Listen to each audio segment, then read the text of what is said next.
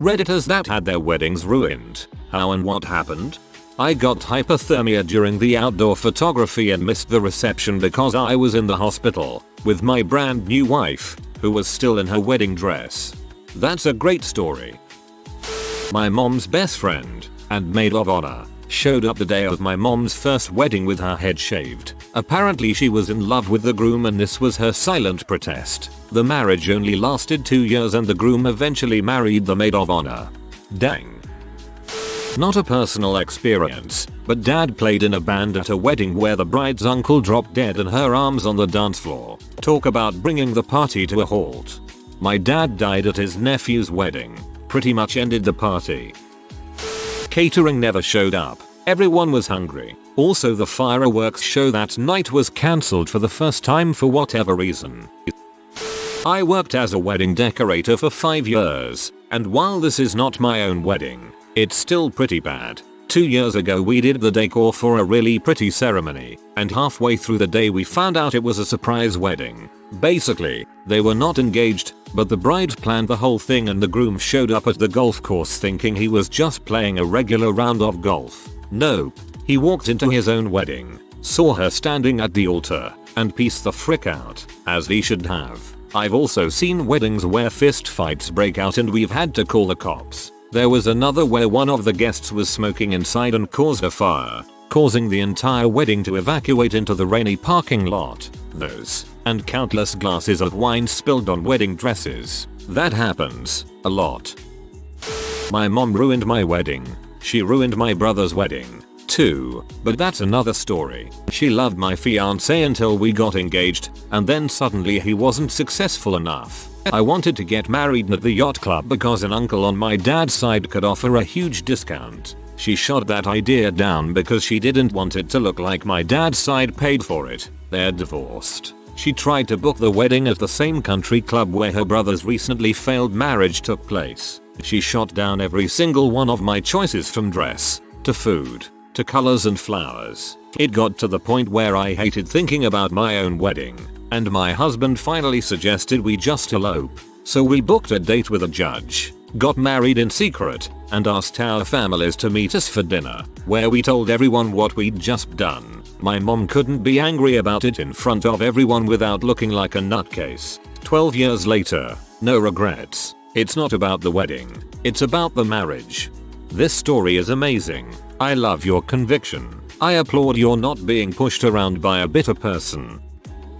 I once DJ'd a half black, half white racist wedding. The groom was a skinny white nerdy looking guy and the bride was a larger African American woman, both in their early 20s. From the start, I could feel a weird tension and hostility in the room, but thought okay, maybe something just happened at the ceremony that I missed, and shook it off. The night went on with a rather silent crowd, until it got to the speeches. First to go was the best man, who gave a warm-hearted, nice guy roast about the groom.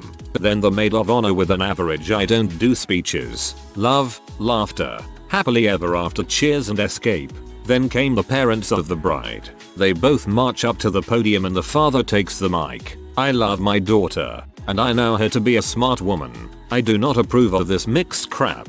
Done. Walks back to seat. My mouth is wide open at this point, while I hear major chatter from the crowd. The bride and groom must have been used to it, cause they just smiled at each other and looked on for the next onslaught. Father of the groom gets up to the podium. So as most of you all know, my boy went off to university like a big shot for 4 years. 2 years in, he calls me and says, "Dad, I've met a girl that I might marry." I say, "That's great son, when can I meet her?" He brings her home for a weekend back in November, and all I can remember is sitting in the kitchen. He walks in, and she gets in behind him, and I'm like, bam, what the heck is that? Didn't see this crap coming.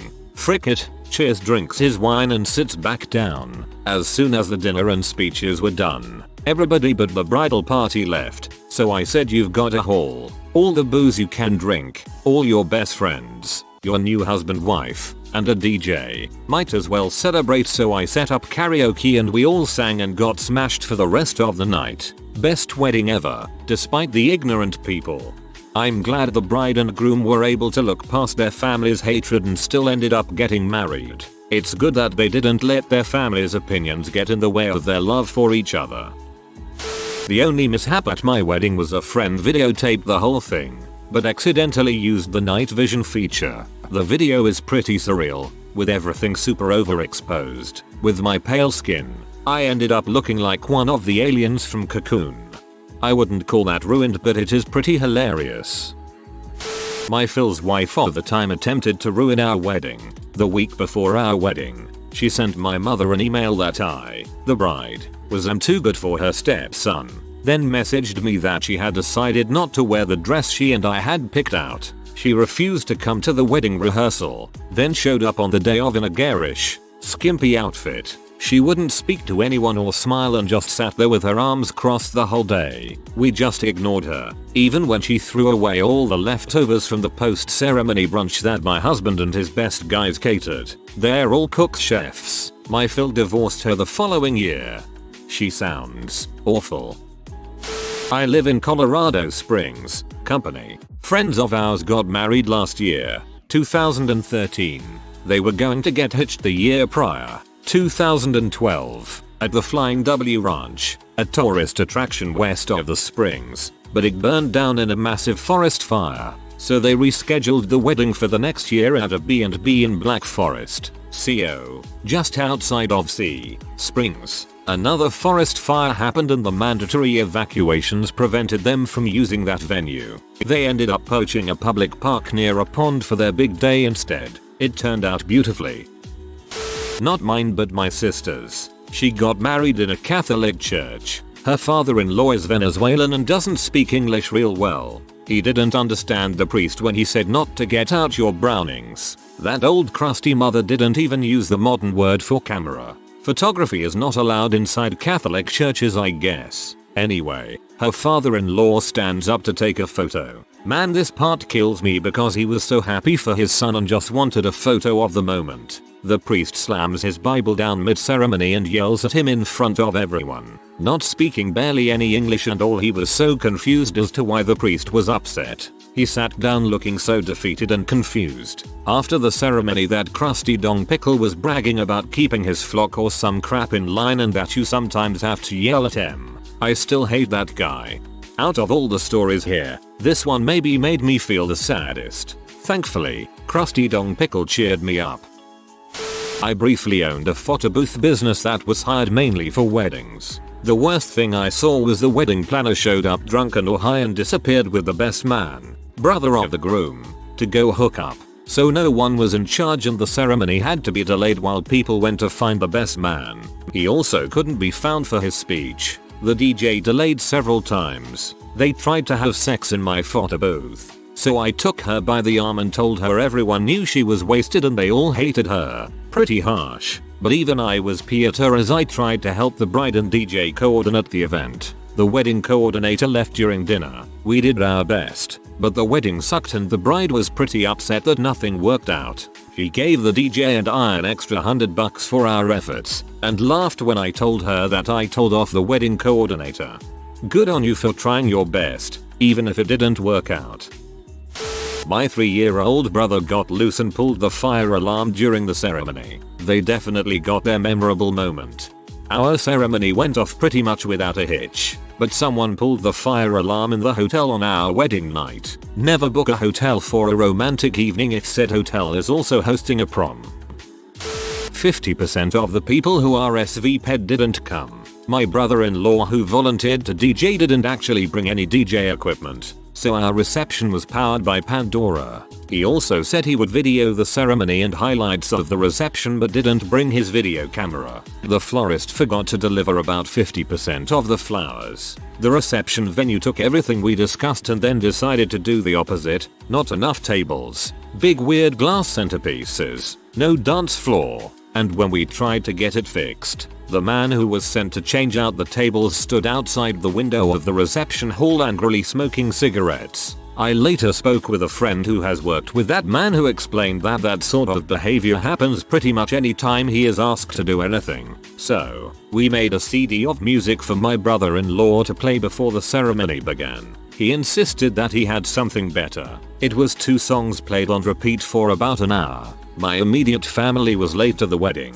including my sister who was a bridesmaid, and my mother and father. They had originally offered to help set up everything that morning, but I guess they just got a late start. My veil got lost the night before the wedding. It still has not resurfaced. After everyone was done eating and the cake had been cut, I dimmed the lights in the reception hall to change the atmosphere to a more fun, party vibe and get people dancing. Everyone got up and left. It didn't go great, but my husband and I ended up married and we're still very happy together, and that's the most important thing. Still, I wish I'd saved the money from the whole thing and gotten married at the county clerk instead.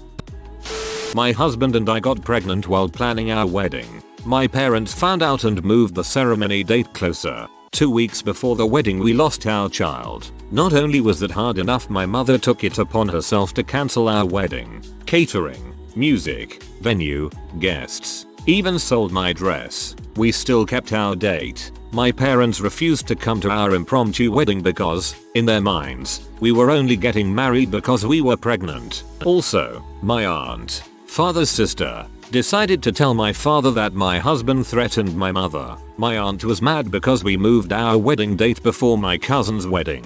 Marriage ended 9 months later, so my wedding was cancelled. Parents didn't come to my wedding. We had the nice intimate wedding we wanted with my husband's family and our close friends. We had an amazing picnic reception and a kick-butt after party. Stress aside, we had our perfect day in the long run. I'm just a stranger on the internet, but bravo. Well done. Weddings should be about the bride and groom, not all that other extra stuff. So many things happened. My wife's parents were against us getting married. That's a long story for another time. First, my wife's brother is a pastor. She wanted him to perform the wedding. Her parents talked him into refusing. Then my Phil said he wouldn't walk my wife down the aisle. Then, when we were continuing to plan the wedding anyways, my Mill surprised us by showing up at our door. Luckily, she lived in Washington and we lived in Southern California, and my wife's brother, not the pastor, was able to warn us that she was on her way. We then found out that she had an appointment set up with our pastor and my parents to try to get the rest of them on their side to get us to call off the wedding. It didn't work, and my Mill was shocked when she was told by my pastor they're adults and can make this decision for themselves. I've known Strider 820 for years, and he's a good man. That was the final straw. We cancelled the wedding and went to the courthouse to get married by a judge, followed up by some breakfast burritos on the way home. When we got back, my Mill was trying to get my wife to get an annulment, including giving her information on how and where to get an abortion, in case that was a factor.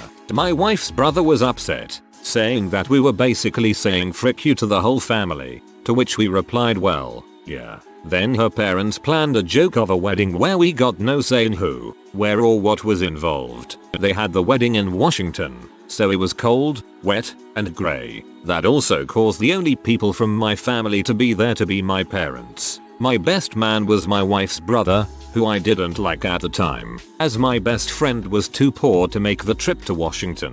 They basically didn't think we were really married until after that glorified party. It really would have been nice if they used all the money they used to throw a circus to help us with a down payment for a house or something instead. It has caused issues between me and her parents ever since. Meanwhile, we've been happily married for almost 9 years. Not a total loss for me, but here is the setup. We are non-denominational and our wedding was held at an outdoor venue in the summer. Here we all are.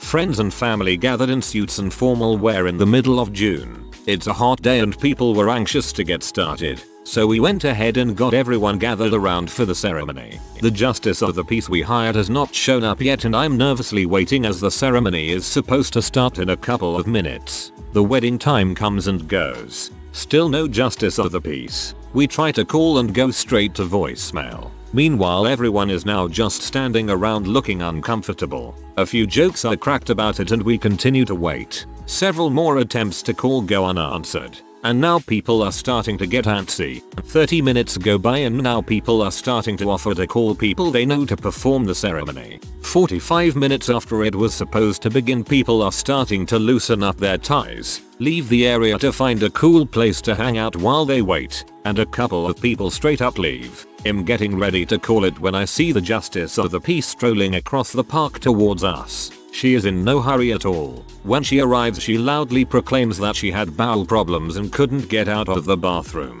When asked why she didn't call and let us know, she just shrugged and said, "Well, I'm here now." An hour late, but at least she showed. Once we get everyone organized again, we make it through the vows no problem. Then she asks to read a poem that she picked out for the wedding. It turns out that the poem is about the plight of the Native Americans. Neither my wife or I are Native American, so this particular poem at this time seemed odd and out of place. It seemed to go on forever and ever. It was some serious bury my heart at wounded knee crap. As soon as the ceremony ended, the justice of the peace signed the certificate and then took off. She disappeared without so much as a goodbye. I was just happy that she was gone. I wouldn't have paid her.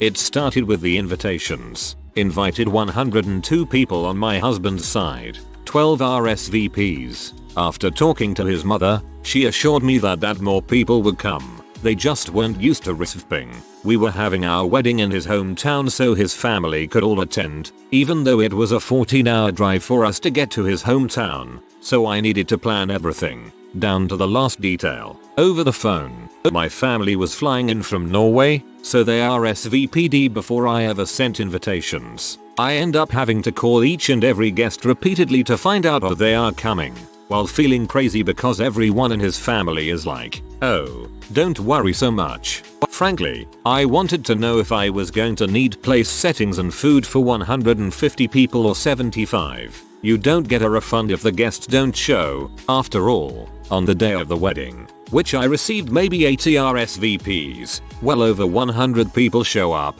then are upset because there is no assigned seat for them, and because extra tables and chairs need to be set up. Additionally, his family is ultra-conservative Christian, and the highlight of the wedding was a family friend cornering me and saying, in a very loud, precise tone one might use for a deaf, mentally disabled child, "I love your people." I'm like, my dad? Desperately searching for my husband to rescue me. "I love the Jews. They are God's chosen," at which point I cut her off and say, "Oh, I think there is," and leave, not even bothering to come up with a reason. We had little tartlets for dessert, as I'm not fond of cake. They were on a lovely table, at least 20 feet from the food. His family just started eating them. No worries about waiting for the bride and groom. They acted like I was crazy for asking them to not eat them until we were ready for the traditional dessert feeding ceremony. The guests immediately started to depart after eating.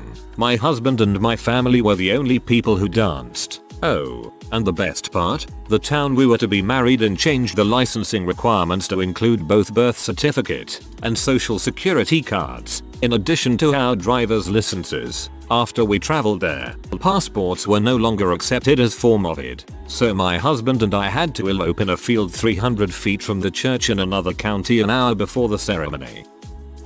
TLDR. I got 99 problems but a B ain't one. My husband and I got married a month before our actual wedding.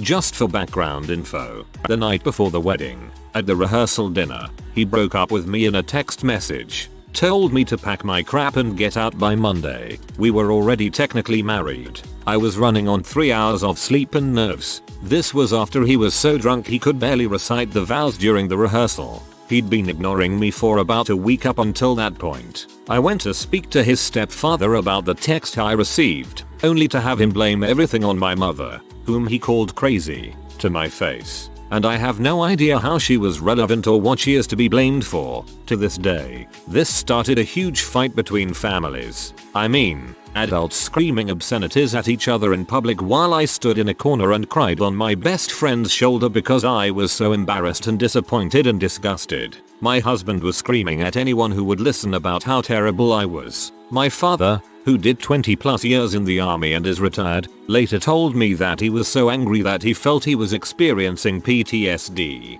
He is 61 years old. I have never seen his eyes look so dead, and I'll never forget violently he shook. I felt like I had aged 10 years that night. I was so worried my dad was going to have a heart attack or a stroke. I'm tearing up just typing that. My parents paid for everything.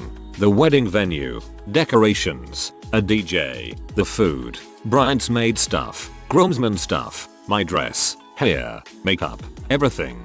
They shelled out more than $12k for me to have my dream wedding, only to be ruined because I married an butthole with a personality disorder. And I don't mean that in a haha, what a jerk way. This dude has some serious issues that I should have not handled by looking the other way because he was pleasant 50% of the time, if even that. And no, I'm not blaming myself. Did I mention his 7-year-old daughter witnessed all of this? Because she did. I will also never forget her asking me when we were gonna have the wedding again. I can't imagine what she told her mother. People, if someone constantly says their exes were C, and no one treats them right, and everyone is in butthole, they are the problem, not you. Run while you can.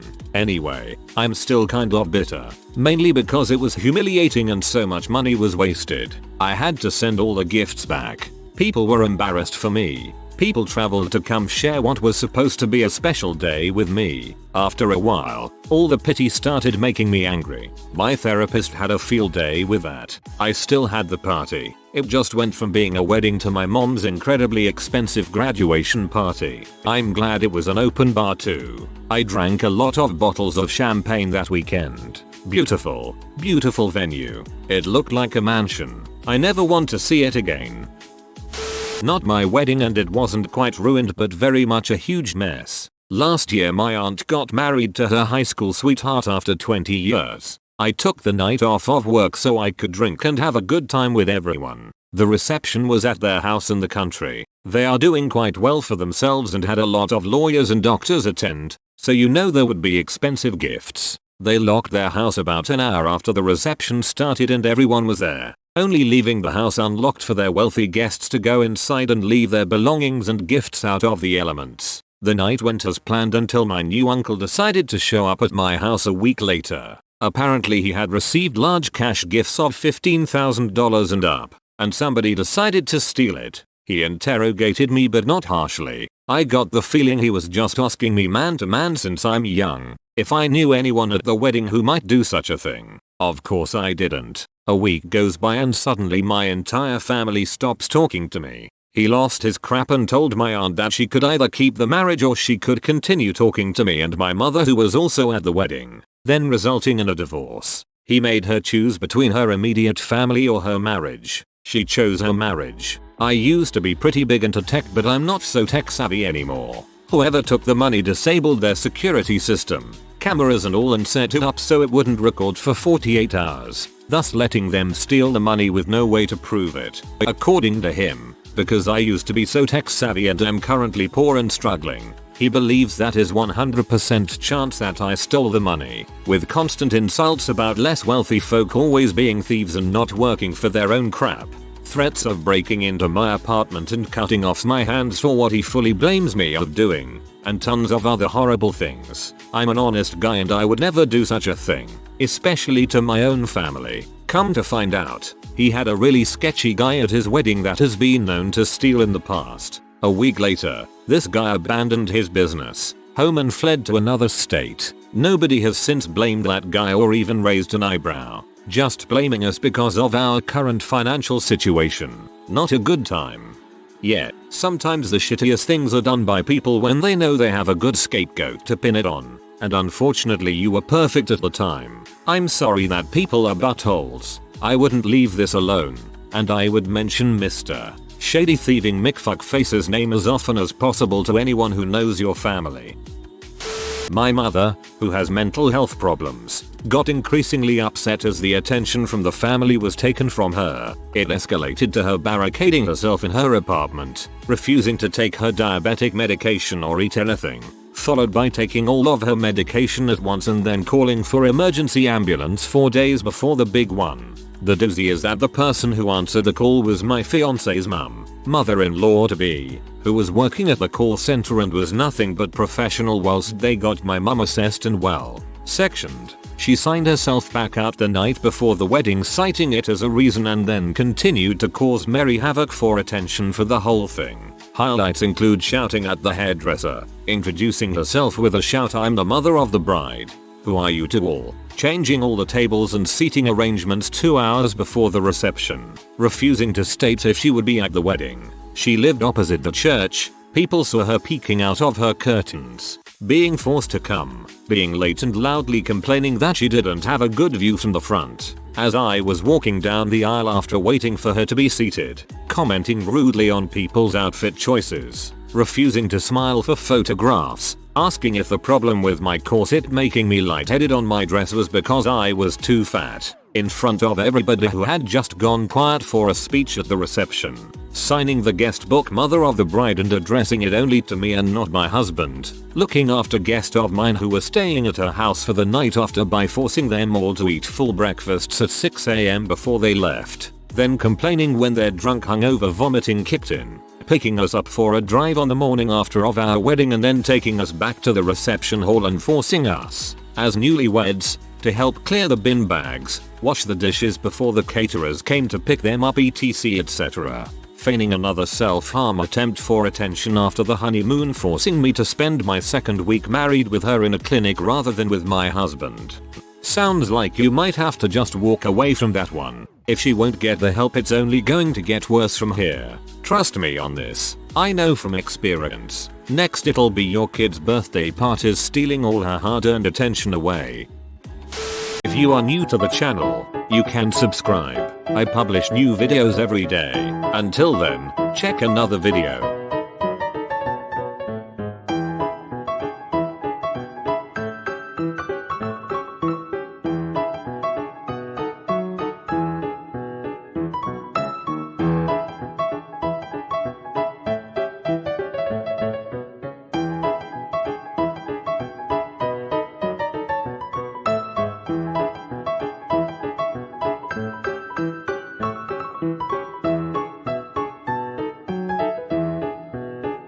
Bye for now.